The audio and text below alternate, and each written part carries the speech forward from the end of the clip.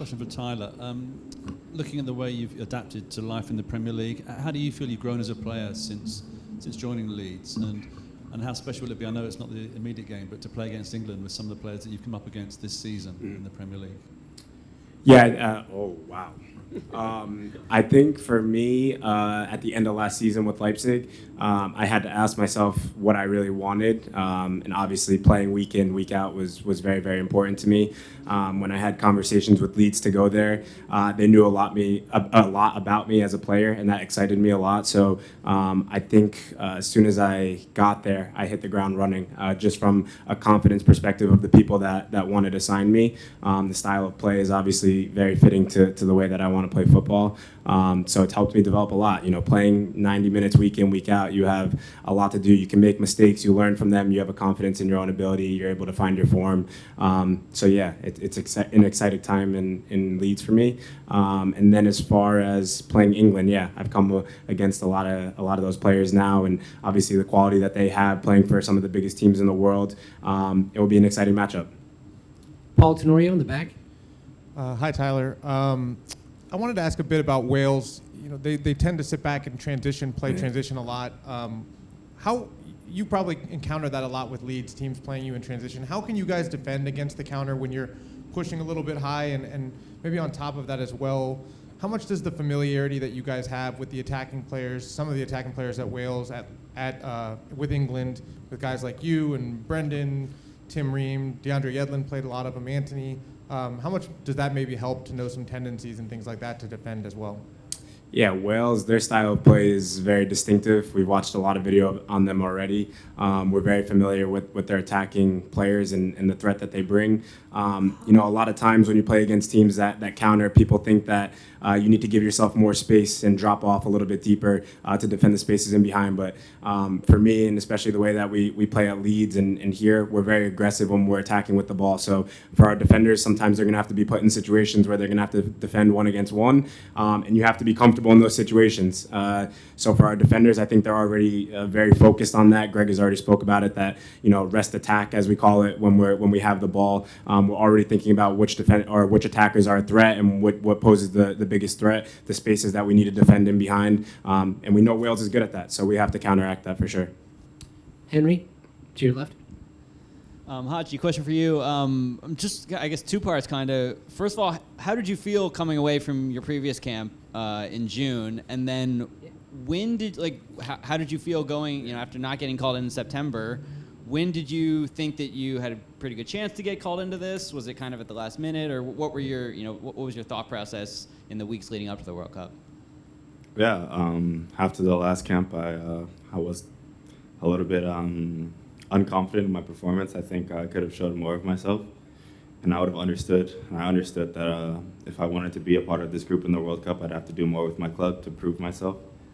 And yeah, before the call-up, I just kind of focused on my club game and performing week in and week out and trying to score as many goals as possible to earn the chance to be here.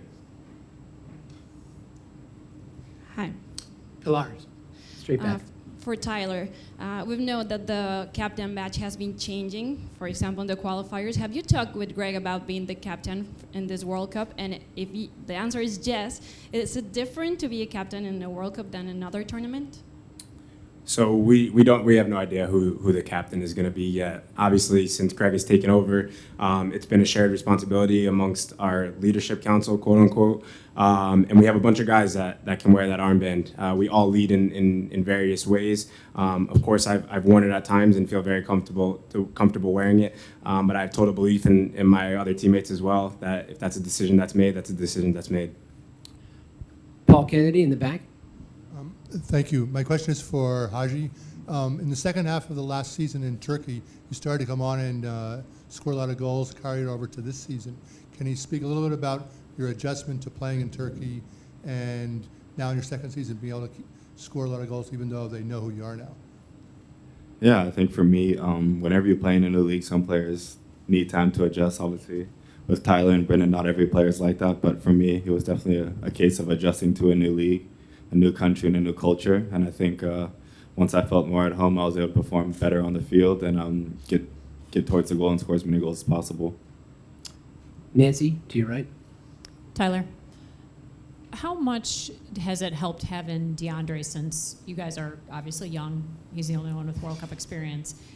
How much did it help in the lead up to this, whether it was qualifying, the friendlies that you had, and then how much has it helped since you've gotten here, since it's real, that you guys can ask him questions about whether it's games or how the flow is, that type of thing? Yeah, there's a queue of questions that people have for DeAndre, considering he's the only one with obviously the World Cup experience. But DeAndre, from a perspective and the role that he plays within this team, he's such an important person to have around. Obviously whenever he's had the opportunity to play, he's always put in a good performance. But the way that he trains every day, brings the right mentality, he's an amazing professional. So for us, we lean on him for advice and for answers sometimes. Coming into a completely new experience for 25 of the players, he's that one player on the roster that you can lean to in moments of questions or advice for. So he's been crucial for our team. We're going to go second row right in the middle. For Wright, Patty Teran for TUDN Digital. What did your family say when they heard about you being in the World Cup? Yeah, I think like every other player's families, they were ecstatic for me. I think they've known it's been a dream of mine for my whole professional career and also my youth career. And I think for every player who's here, it's a source of pride for all of us to represent our country in the world's biggest tournament.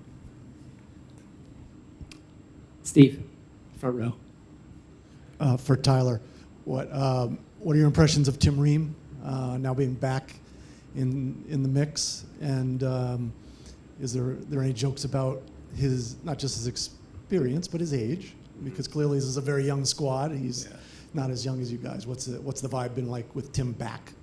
Yeah, Tim's the grandpa of the group, so it's exciting to have him back. Obviously, his performances with Fulham this season so far, they speak for themselves. He's been absolutely amazing, played very well against Leeds, and they got 3 points, and I was able to catch up with him after that game and just talk to him about where he's at, where his head's at. Obviously, not getting called into last camp for him was, it was tough probably, but he's been working hard, and his performances, again, earned him this position right now. So, yeah, he's a crucial part to our team. I think at times we've probably missed him in this team, his leadership, his quality that he has, just having someone of that experience caliber in and around the group.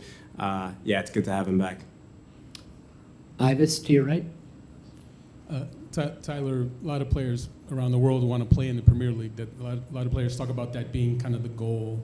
When you had that opportunity to present itself, what went through your mind with having that opportunity to do it? And now that you're playing in it and have experienced it, what's it been like? What makes it different? What did you learn that you maybe didn't know before? Yeah, growing up, all I watched is the Premier League. I think a lot of young Americans would probably say the same, although now, obviously, with having so many Americans in the Bundesliga, you're watching various leagues. But for me, it was always the Premier League. And yeah, when that opportunity came afloat, especially at the end of last season, I was ready to leave and have a new opportunity, a new journey, write a new chapter in my book. And when Leeds came calling, I knew a lot about the club through the documentary and obviously what the history held, but I didn't completely understand the gratitude of how big the club is, and the fans and the culture and everything about it is just a completely different level. So for me, coming into the Premier League is a lot. Obviously, I want to show my ability on the field, but the passion and what it means to the fans is crazy. So playing in that league, the pace of the game is completely different. When people talked about how competitive it was, 1 through 20 of the teams, I would have said, yeah, of course. But of course, when the top teams play the lower teams, you're always going to get a result. And I found out rather quickly that you can get a result on any week or any game day. So the competition 1 through 20 is probably the biggest surprise to me. That when you play these teams, the amount of quality that they have is very high. Second row to your left. Question for Tyler. You're coming up against a player in Gareth Bale who, at 33, he said he wants to play in one more World Cup after this, so he'll be 37. I mean, just as someone who plays at that elite level, just how tough is that to keep on playing at that level for so long? And is it something that maybe you'd want to do, carry on playing until you're almost 40? It's a tough question. We'll see where I'm at when I'm 30 first, and then we'll go from there. But it's unbelievable to see. I think with technology now and how people recover and just everything, all these studies and whatnot, people are all of a sudden finding their primes when they're 34, 35. So it's tough to say how long I'll want to play for. But yeah, it's unbelievable to have a career with that longevity. One sec, front row here in the middle, right behind you, Lakin. Tyler, all three of your group stage games are at 10 p.m., so I'm wondering, have you ever played games that late before, much less 3 in a row? And I mean, I'm sure that's got to do something adjusting to the time difference and then kind of having to change that. And also, do you think that you'll be able to sleep afterwards? Don't know about sleeping afterwards. Depends on the results. But I think as far as playing at 10 p.m., haven't played at 10 p.m. yet. Champions League games were obviously at 9 o'clock, so quite late. But yeah, it's a big adjustment. I think for a lot of the guys, it was good to get over here a little bit earlier, especially the guys coming from the U.S. to adjust to the time change and the time difference and get acclimated to it. Because for me, it's only 3 hours, so I can't complain too much about that. Haji, we answer that one too? Could you repeat the question?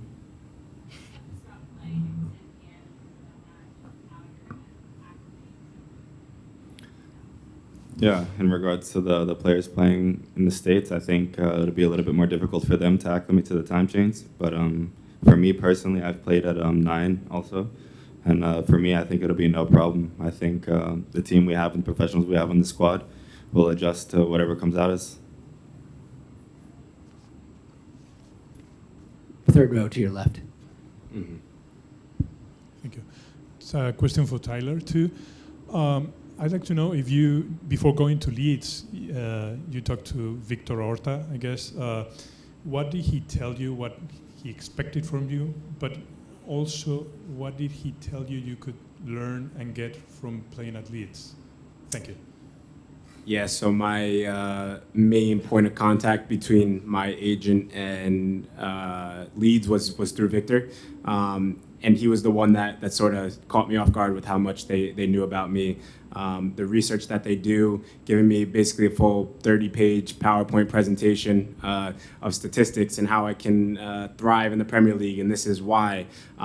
He gave me a lot of feedback on my game where I can continue to improve, but also where I can have an instant impact.